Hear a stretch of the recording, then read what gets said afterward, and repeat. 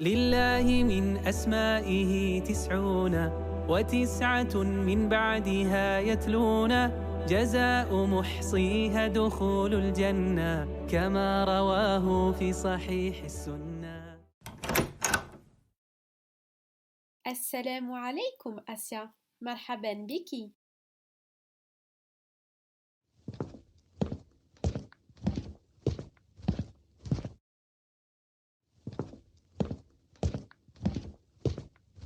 Assalamu alaikum Mariam. J'ai appris que tu étais malade, alors je suis venue prendre de tes nouvelles. Alaykoum salam Asia. Barakallahu fik, c'est très gentil. Ta visite me fait vraiment plaisir. C'est normal, Ourti Mariam. Comment te sens-tu? Alhamdulillah, je vais un peu mieux grâce aux médicaments que je viens de prendre. Alhamdulillah, je suis heureuse pour toi. Mais tu sais, tu devrais plutôt dire grâce à Allah.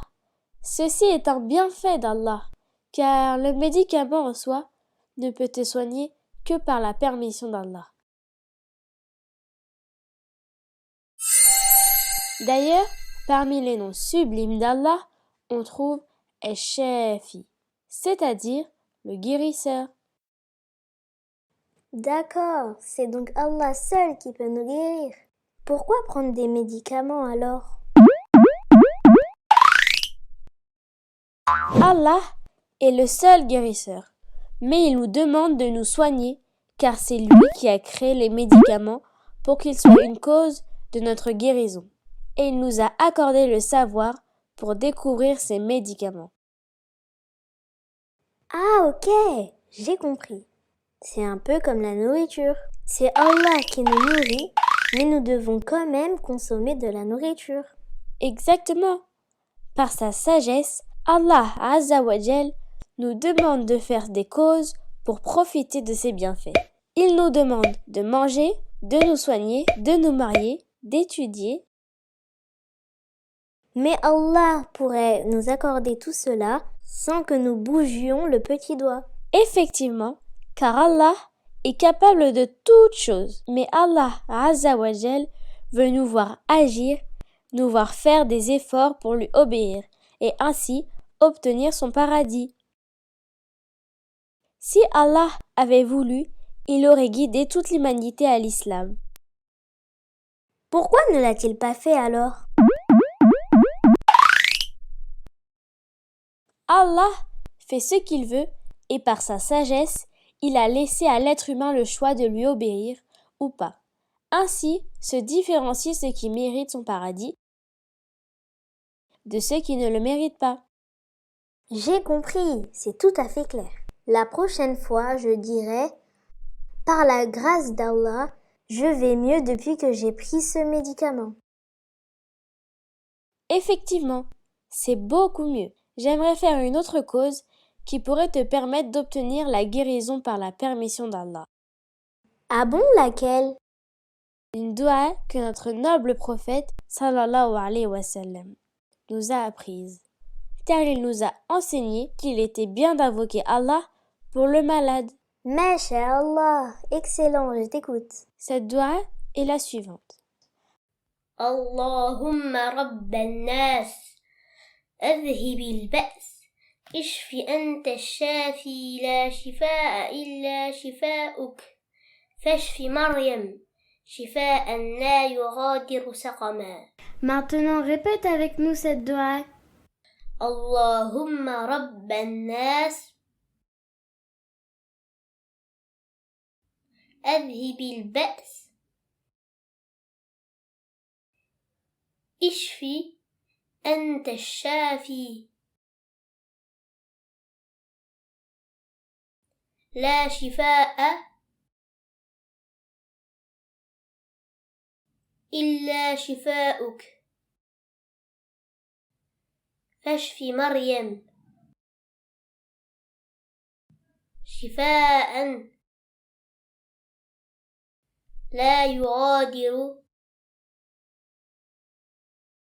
saqama.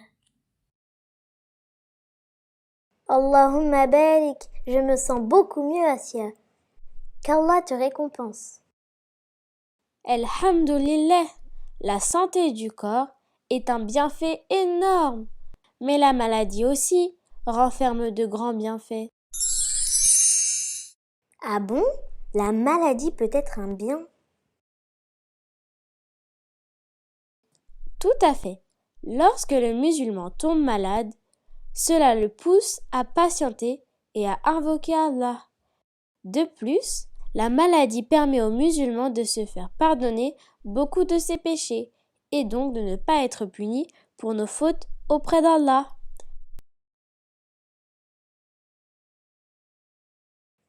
Effectivement, vu comme ça, la maladie renferme beaucoup de bienfaits. La santé du corps est un bienfait, mais celle du cœur est un bienfait bien plus énorme. Le cœur aussi peut tomber malade. Tout à fait, Mariam. Il existe de nombreuses maladies du cœur. La jalousie, la haine, l'orgueil, l'avarice, l'hypocrisie ou l'insouciance, et bien d'autres. Mais la plus grande maladie est le fait de ne pas croire en Allah, ou que notre cœur s'attache à autre que lui. Qu'Allah nous en préserve. Amin. Donc si je comprends bien, comme je veille à préserver la santé de mon corps, je dois veiller à préserver celle de mon cœur. J'irai même plus loin, Mariam. Comme nous cherchons la guérison pour notre corps, nous devons chercher la guérison pour notre cœur. Car si le cœur est bon, tout le reste du corps sera bon, Inch'Allah. Très bien. Et comment guérir le cœur alors? Il y a plein de moyens. Premièrement, lire et méditer le Coran. Allah dit au sujet du Coran: nous faisons descendre du Coran ce qui est une guérison et une miséricorde pour les croyants. Il dit également dans sourate Yunus: ô gens, une exhortation vous est venue de votre Seigneur, une guérison de ce qui est dans les poitrines, un guide et une miséricorde pour les croyants. Deuxièmement, l'invocation d'Allah Azza wa Jal. Allah dit dans sourate Ar-Ra'd: ceux qui ont cru et dont les cœurs se tranquillisent à l'évocation d'Allah, n'est-ce point par l'évocation d'Allah que se tranquillisent les cœurs? Troisièmement, faire des efforts pour corriger nos défauts. Par exemple, si je remarque que j'ai du mal à donner ou à partager mes jouets ou mes affaires avec les autres, c'est que je suis touchée par l'avarice. Je dois faire des efforts pour m'habituer à donner et à être plus généreuse. Masha'Allah, Asia. Qu'Allah te récompense pour tes conseils. Je vais essayer de les mettre en pratique pour avoir un cœur en bonne santé. Excellente idée, Mariam. Mais pour l'instant, tu as besoin de repos. Je repasserai te visiter plus tard, Inch'Allah. Avant de partir, j'aimerais mettre en pratique une dernière sunna de notre noble prophète sallallahu alayhi wa sallam. Tafaddali, Asia. Il s'agit de répéter 7 fois la dua suivante en faveur du malade. As'alallahu al-azim, Rabb al-arsh al-azim, an yashfiyaki. Ce qui signifie: je demande à Allah, Seigneur du trône immense, de te guérir. Amin. Allez, je file. À bientôt, Inch'Allah. Assalamu alaikum. البصير يا فطير وهو اللطيف والخبير والحميد مع المجيد والرقيب والشهيد وهو القريب والمجيب والقوي مع العزيز غالب كل قوي وإنه الفتاح والعليم وإنه الغني والحليم في السنة الحي. Hey, tu as aimé cette vidéo? Retrouve le programme au complet pour visionner d'autres dars animés et télécharge des livrets d'activités en cadeau en te rendant sur notre site www.madrasanimé.com. À bientôt!